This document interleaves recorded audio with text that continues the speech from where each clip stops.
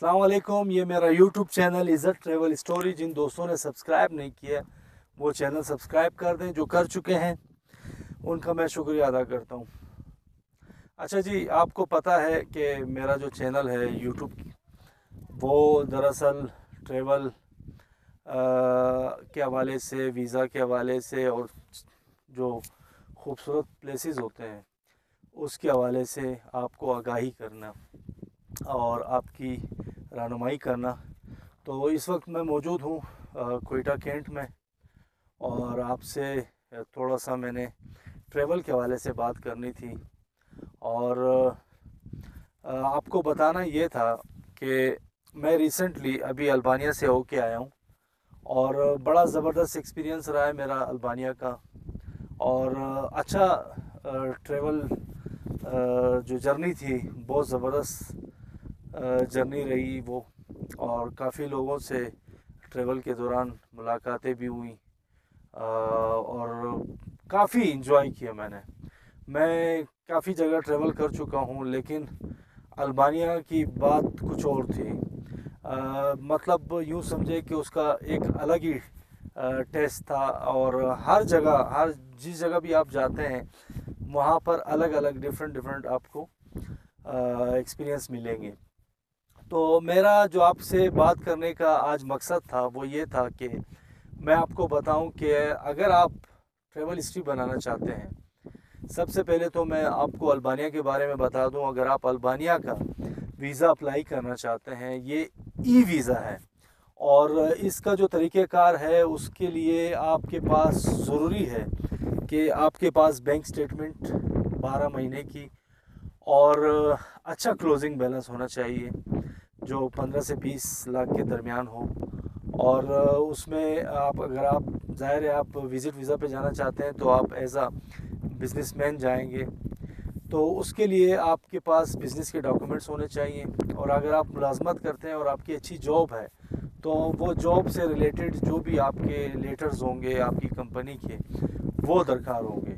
और FRC, MRC, अगर married है तो MRC, और वैलिड पासपोर्ट, और इसके साथ साथ ट्रैवल इंश्योरेंस चाहिए होती है आपको, जितने दिन आपने वहाँ रहना है उस हिसाब से। और उसके साथ साथ टिकट जो है, राउंड टिकट जो रिटर्न के साथ होता है, वो टिकट चाहिए आपको। और तीसरा जो है, इसमें आपके पास होटल की बुकिंग होनी चाहिए।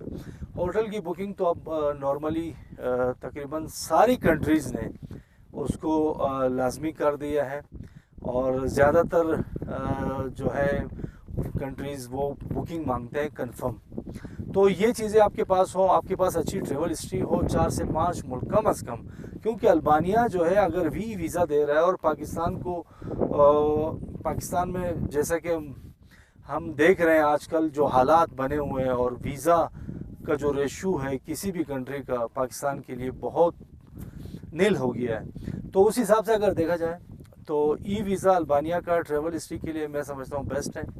आप अच्छा ट्रैवल कर सकते हैं। और अच्छा, इनका जो है वो ई वीज़ा जो है वो आपको स्टिकर नहीं देते, ई वीज़ा होता है। और ये जब आप जाएंगे एयरपोर्ट पे, तो इमिग्रेशन वाले आपसे कुछ सवालात पूछेंगे इस ट्रैवल हिस्ट्री के बारे में आपकी, और आपके पर्पस कि आप क्यों विज़िट कर रहे हैं अल्बानिया। और उसके साथ साथ वो आपसे होटल की बुकिंग और जो आपका रिटर्न टिकट है वो देखेंगे ज़रूर।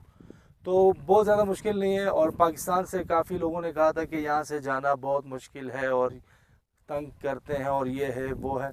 मेरे साथ ऐसा कोई बैड एक्सपीरियंस नहीं हुआ, अल्हम्दुलिल्लाह। मैं गया और आ गया, और बहुत ज़बरदस्त इंजॉय किया, और बहुत मज़ा आया मुझे, और बड़ा ज़बरदस्त एक्सपीरियंस रहा है मेरा। मैं काफ़ी जगह गया हूँ, लेकिन अल्बानिया बिल्कुल डिफरेंट।